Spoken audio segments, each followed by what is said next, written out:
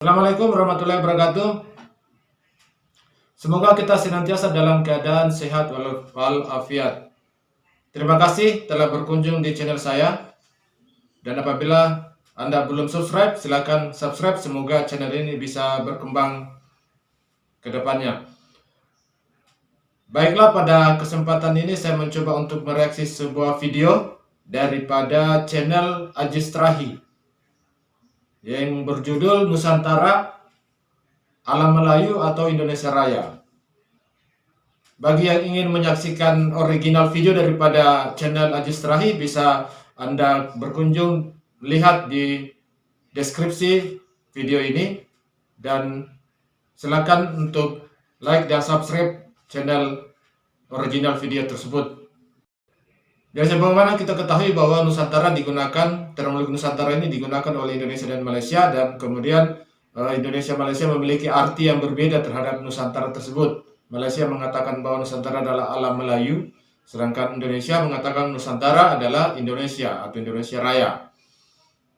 Bagaimana ulasan daripada channel video ini tentang alam Melayu atau Indonesia Raya daripada definisi Nusantara itu? Oke, mari kita sama-sama saksikan videonya.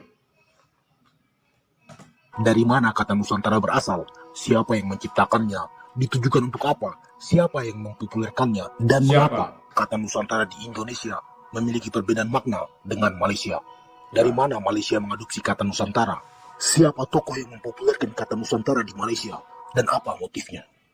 Sebelum menganalisis Nusantara dalam perspektif Malaysia, kami akan urai dulu Nusantara menurut Indonesia. Ya, ini versi Indonesia ya, Nusantara. Silakan subscribe channelnya. Nusantara secara etimologi berasal dari bahasa Jawa Kawi yang bermakna antara pulau, atau dalam makna yang lebih luas, Nusantara adalah wilayah yang berisi gugusan kepulauan. Namun, Nusantara tidak hanya bermakna harfiah, tapi juga memiliki nilai sosiopolitis, yakni merujuk pada sebuah konsep geopolitik untuk penyatuan negara-negara pulau yang bertetangga dalam satu imperium besar. Konsep geopolitik itu pertama kali digagas oleh Sri Kertanegara, Raja Singasari, dengan istilah Cakrawala Mandala Dwi Pantara. Konsep itu merupakan ambisi politik Sri Kertanegara untuk membangun sebuah kerajaan besar demi membendung hegemoni kerajaan Mongol yang pada saat itu adalah kekuatan superpower di Asia.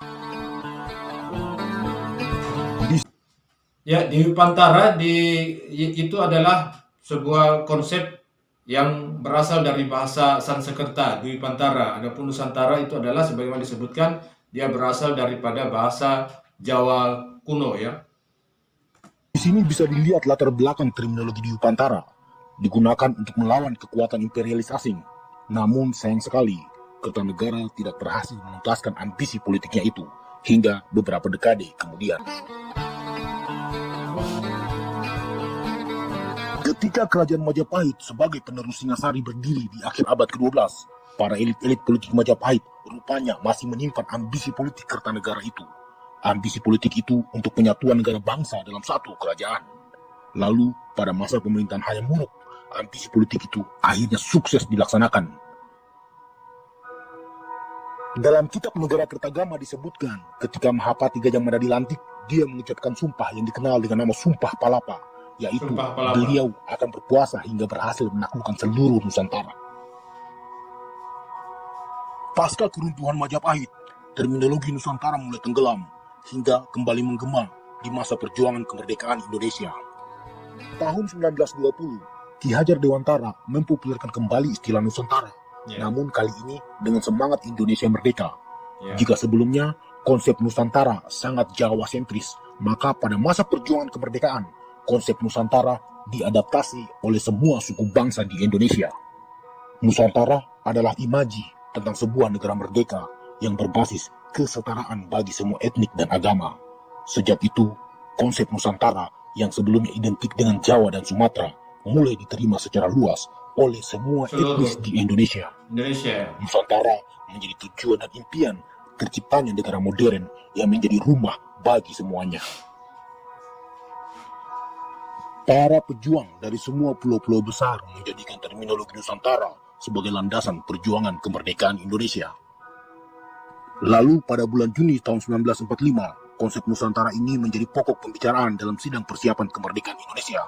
Tokoh-tokoh yang bersidang itu antara lain Soekarno dan Otto Iskandar Dinata dari Pulau Jawa, Muhammad Hatta dan Agus Salim dari Pulau Sumatera, Teuku Muhammad Hasan dari Aceh, Samratulangi dan Andi Petarani dari Pulau Sulawesi, Pangeran Muhammad Nur dan Anang Abdul Hamidan dari Pulau Kalimantan, Yohanes Latuharhari dari Maluku, dan masih banyak lagi. Mereka bersidang untuk menentukan teritorial negara baru Indonesia. Saat itu, Muhammad Yamin menginginkan wilayah Indonesia sesuai dengan konsep Nusantara klasik, termasuk Semenanjung Malaya, seluruh Kalimantan, Filipina, Kamboja, sampai Madagaskar. Ide Yamin ini ditolak oleh Hatta yang lebih tertarik memasukkan wilayah Semenanjung Malaya dan seluruh Kalimantan ke dalam Republik Indonesia. Namun, karena hukum internasional dikenal asas uti possidetis juris yang mengatur teritori negara merdeka harus mengikuti wilayah bekas kolonialnya, maka Malaysia, Singapura, dan Brunei tidak bisa dipaksakan masuk ke dalam negara Indonesia. Dari uraian itu sudah jelas bahwa Nusantara bukan sekedar pengertian antara pulau, tapi mengandung nilai filosofi sejarah leluhur Indonesia yang diwariskan selama berabad-abad. Nusantara adalah sebuah konsep geopolitik yang juga mendasari semangat persatuan nasional. Kita tak pernah jumpa pula orang Thailand pergi bergaduh pasal terminologi Nusantara ni.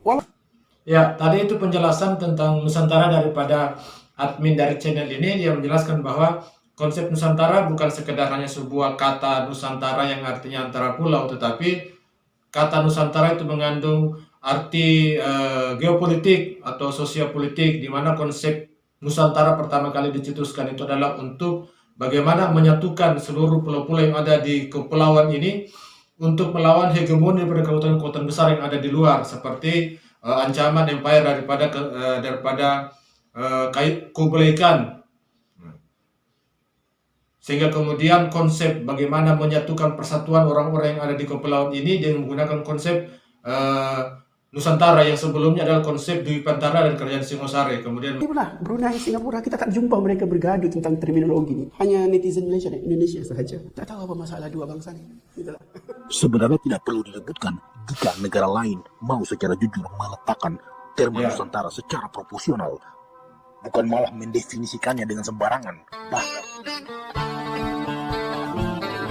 Indonesia moden hari ini dan sejak dulu juga masih berada dalam lingkungan alam Melayu atau Nusantara. Alam Melayu atau Nusantara. Nusantara menurut Malaysia adalah alam Melayu, meliputi Filipina, termasuk seluruh wilayah Indonesia. Bahkan beberapa dari mereka berpendapat bahwa Nusantara harusnya milik Malaysia karena peradaban mereka diklaim lebih tua. Entah apa dasar argumen ini. Ada juga yang mengatakan Nusantara adalah sebutan lain dari The Malay Archipelago. Definisi Nusantara menurut Malaysia ini, jika ditelusuri, tidak memiliki dasar argumen yang valid dari sisi sejarah. Sementara Nusantara secara etimologi adalah wilayah kepulauan. Artinya sebagai negara kepulauan terbesar di dunia dengan wilayah yang terbentang dari Samudra Pasifik hingga Samudra Hindia, berisi sekitar 18.000 pulau, maka Nusantara adalah Indonesia itu sendiri. Yang kedua, soal peradaban. Di Indonesia, semua artefak sejarah diarsipkan dengan baik dari masa Hindu-Buddha, masa kerajaan-kerajaan Islam, hingga masa perjuangan kemerdekaan. Jelas bukan sekedar ya. argumen tanpa data dan fakta.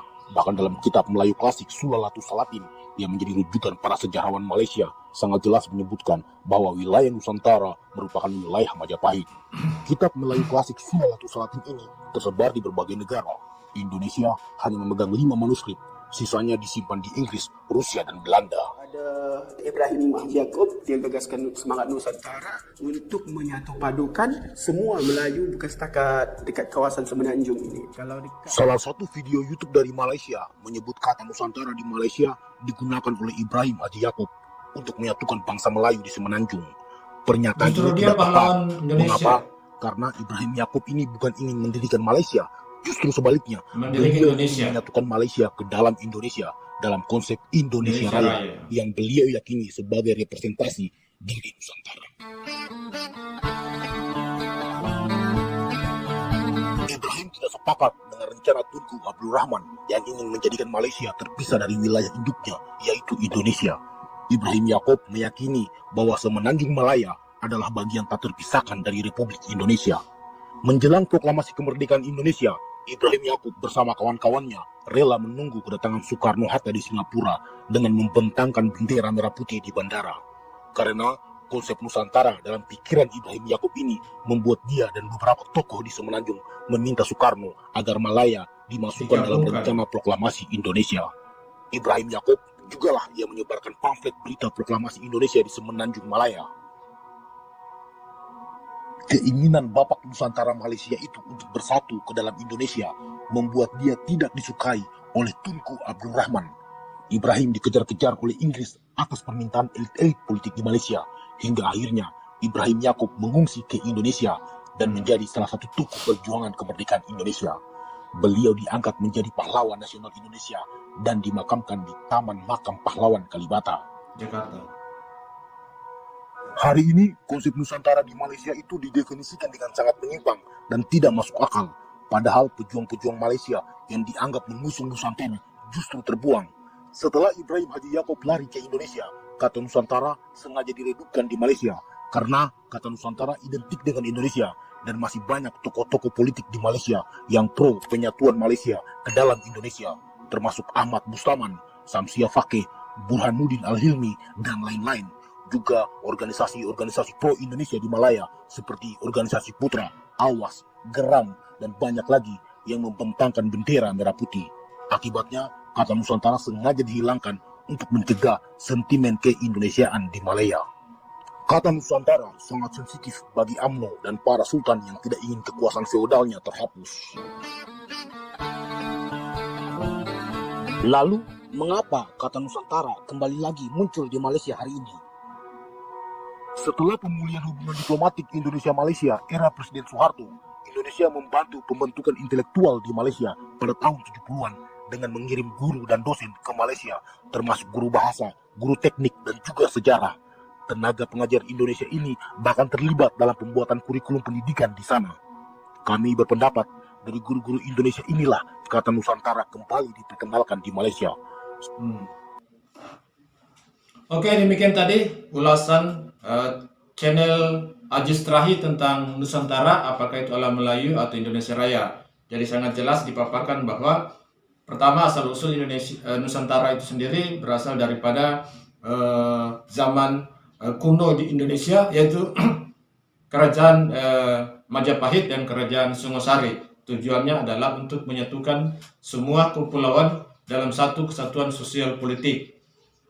Ini kemudian pada saat pergerakan kemerdekaan, konsep Nusantara kembali dimunculkan. Tujuan memunculkan konsep Nusantara adalah kembali untuk menyatukan negeri-negeri yang ada di Kepulauan Nusantara ini yang terdiri dari beberapa negara-negara atau kerajaan untuk disatukan ke dalam satu bingkai kekuatan politik, yaitu negara Indonesia Raya.